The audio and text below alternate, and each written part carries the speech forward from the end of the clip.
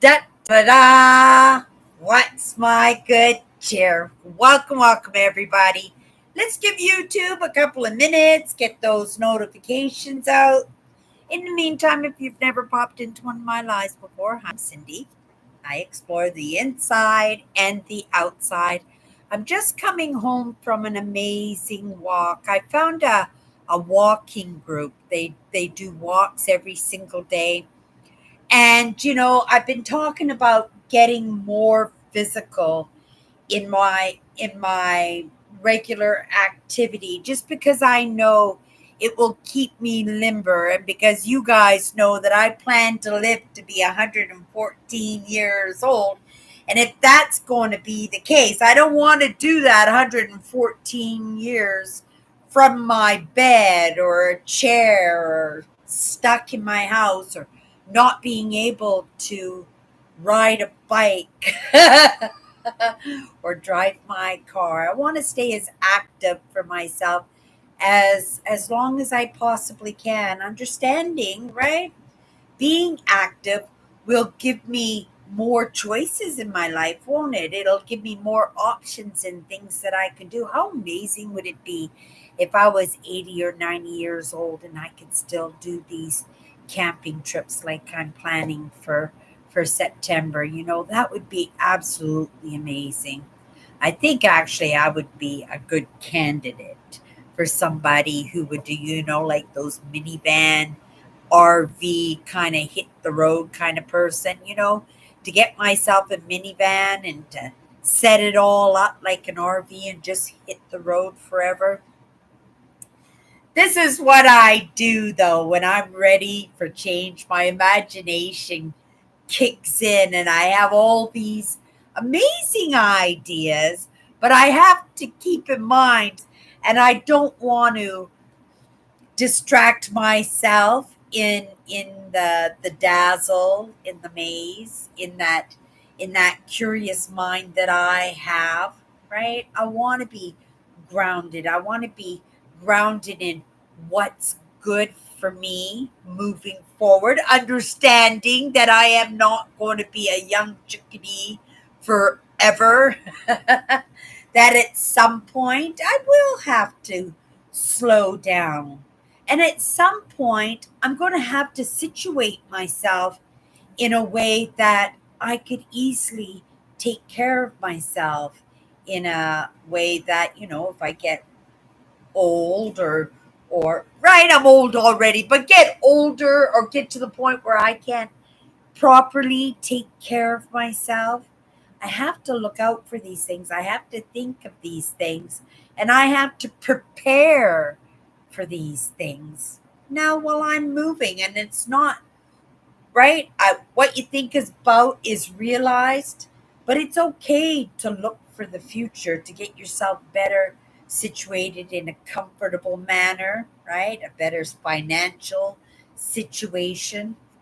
I don't know why I'm talking about that today, but it was this idea of going for a walk today, and this amazing group that this gentleman has put together, right? His own trials and tribulations and change, right?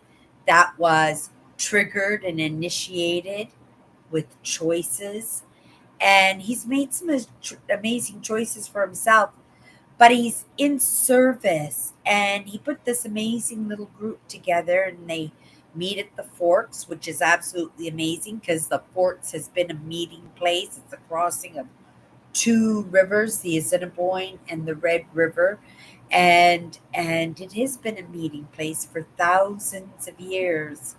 And they go for a walk.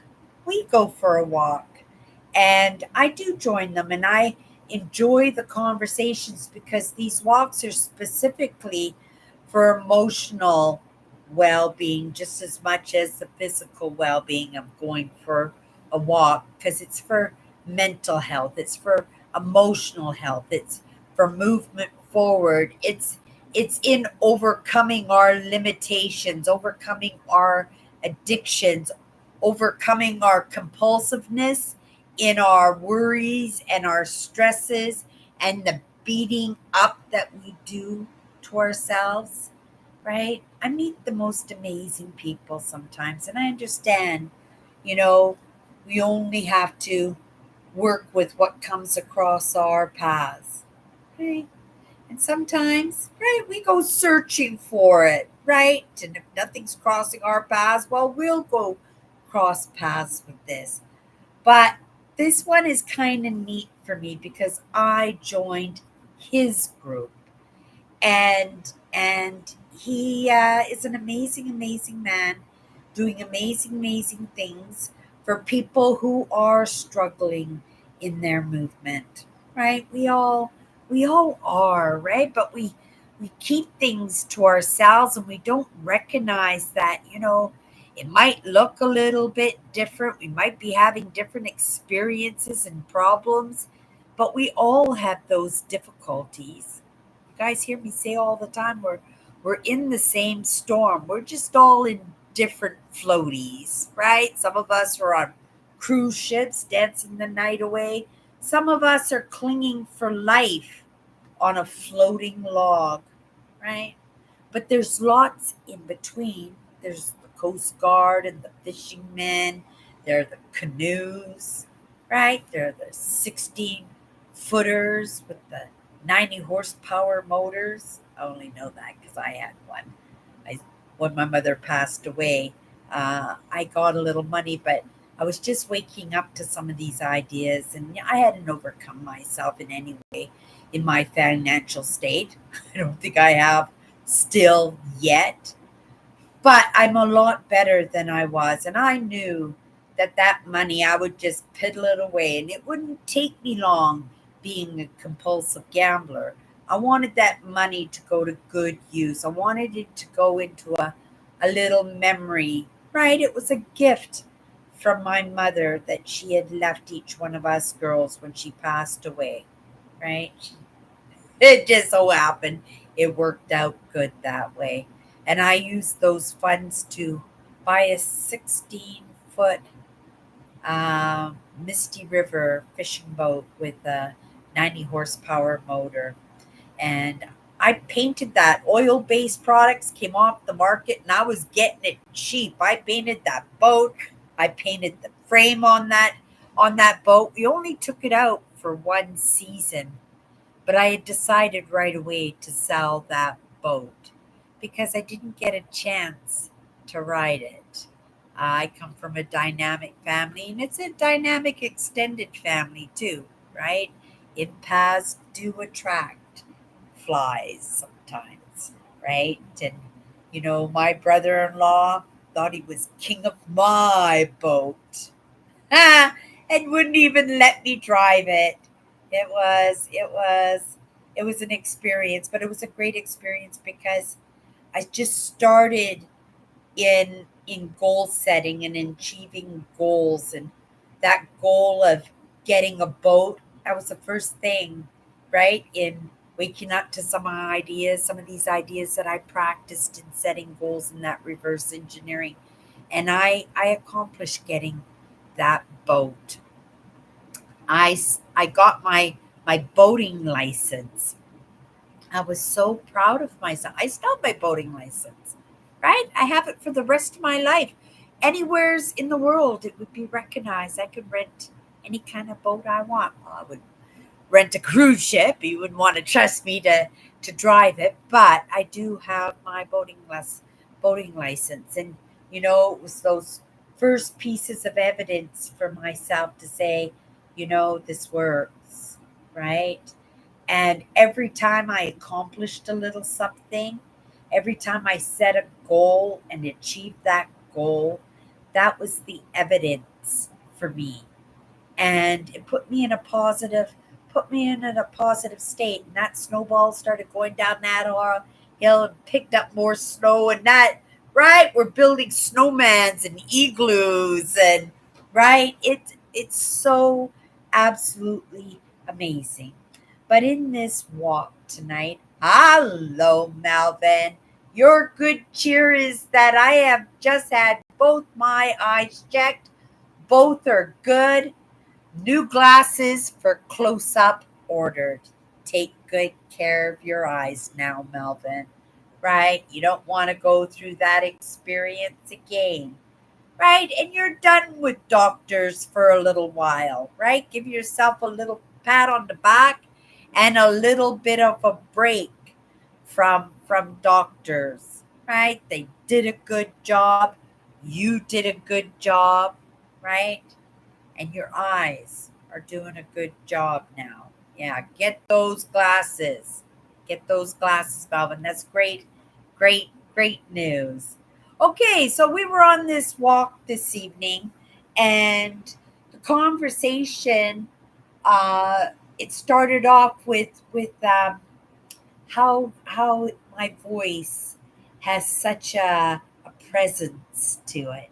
You guys, the word we got this week was present, so my attention perked up right away. He says, I would recognize that voice. You know, it's so loud, I probably could hear you maybe a block away. Just kind of chuckling myself because I make these announcements at work. People always tease me all the time that I don't need a microphone and I don't need a blowhorn. That, right? I'm like a speakerphone myself, just in my natural voice, and I know I have that voice. And I just kind of chuckled, right, in thinking that, and carried on the conversation. I says, now that you're talking about it, I just last night I was watching my live show back, and we have the CC, which is like, right, the oh, sorry, not the CC, the subtitles, right, so that people could come in here, and if they're hard of hearing, or right, sometimes it's a different language, and sometimes we talk funny, sometimes we just like to have the words come across the screen. And I was watching playback of last night's, no, the night before's live show. And I was really tired. I was bagged and I left it right to the last minute, like I've been doing lately, right? But those subtotals came up and they didn't miss a beat. They caught every single word that I said, which is incredible because I leave that on quite often for myself when I'm watching other people's content. And people who are Canadian speak perfect English, and they're not getting, right? They're not, the bots are not catching the words clearly because of our accents, or maybe it's that confidence in what we're saying, or we're stumbling or mumbling or speaking quietly, that they don't always catch it, right? And it ends up being a word that you've never heard before because they just don't know what you're trying to say, right? And so, being our channels, sometimes we go in ourselves and we fix it ourselves, right? We contribute to ourselves sometimes, right? Sometimes our audience, I have, if you look down in the bottom of my description of my videos, you'll see a link there if you wanted to contribute. You don't have to, you guys, because it seems I'm doing okay. And why am I doing okay? It's the presence in my voice. And that's not something I always had, you guys. I was somebody who was morbidly obese for most of my childhood and teen years. I'm going to say teen years because I look at pictures of myself in my childhood. I don't look obese, but that was the way I was made to feel, right? So, but as a teenager, right, what you think about is realized I became morbidly obese. And I didn't want to be seen. I didn't want to be heard. I had nothing to contribute, right? I'd be cowering in a corner. My face would be in a book. I wouldn't even be reading it, but I'd be pretending that I would be reading it, right? I would be quiet as a mouse and as kind as I possibly could, not to rock that boat, not to get that attention. In high school, I had an English teacher. She took an interest in me. She noticed and recognized that I had some problems, right?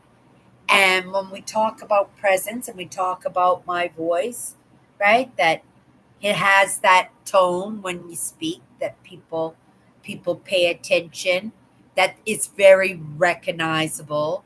The bots are picking it up and catching each word perfectly. Kind of makes me proud, right? How did it get that way, right? It was because, all those years that I didn't think I was a student. I was still a spectator, right? Out of the corner of my eye, right? Trying not to be seen, but trying to listen to the lessons at the same time. It still was in my hypervigilance, but I did have a teacher who took special interest in me. And she would give me books to read, Shakespeare and, oh, all kinds of interesting, famous writers. And she'd give me these books and ask me to read them. And then she would have me stand in front of the class, and they would be doing totally something different, but I would have these my own little lessons.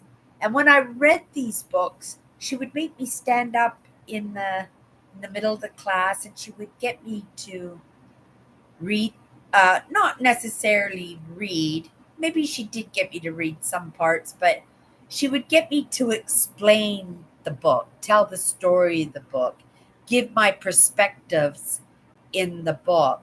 She got me to practice. She was the same teacher who was also my gym teacher, and in taking that interest in me that same year, right? It was the only year in my entire life in school that I got an A in physical education, right? She helped me to lose 30 pounds that year. It's looking pretty good. Built up my confidence pretty good. Got knocked down again pretty good. But it was, a good shot.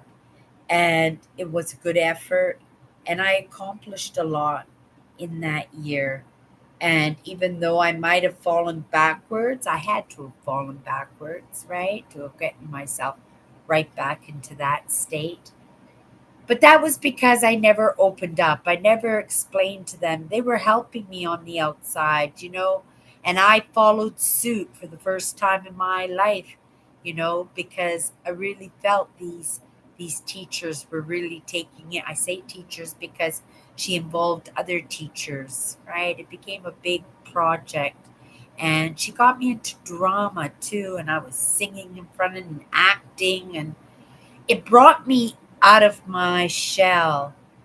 I didn't realize that she was teaching me presence, that all these things of getting in the front of the stage, coming out from the corner, making myself have a voice when I didn't want to be seen. I didn't want to have a voice, right? But she saw something, and in that practice, right, and in not wanting to fail in front of the other students just so that they would have something to point out and let me know, right, I worked really hard at it. But my teachers had no idea what was going on at home, right? I had been trained pretty good to keep the family stuff with the family. So even though I made great headway in that couple of years, because it was a couple of years, it was in my senior years, grade 11 and grade 12, that I got to have this great mentorship. And it was in that mentorship, it was in that somebody taking an interest in me, somebody believing that I could do it, right? All I needed was a little bit of help. All I needed was a little bit of kindness. All I needed was somebody to take an interest in me. And I got that. And it did make a huge difference. And like I said, it might not have lasted throughout my life, but I remembered it throughout my life. And having that comment thrown at me again today, and it happens on occasion, right? People mention it. Um, It's in that confidence, in that gift of that teacher. And in truth, in this moment, I don't even remember her name. I think her name was Mrs. Hunter. I think her name was Mrs. Hunter. She was fairly young. She was probably in her early 30s when I was in high school in my senior years. So it's possible she's still at that school, right? Maybe at one point, a friend, a member, or her herself might come across this video and recognize that she truly did impact somebody. It might not have lasted because, right, towards the end of the senior year, I gained the weight back. I was back to, well, no, I wasn't back to being wanting to be in the corner. That was another thing she helped me, right? Because I recognized how fun it was to be in drama, to be recognized for something that you were doing well. So it was an incentive for me to do well, right? That little bit of presence that I have in the way I talk, the way I show up for my live shows, right? In that conversation what I had with that gentleman on our walk tonight, in making those announcements every 10 minutes at work on the weekends, right? In that designation, in knowing the job that needs to get done.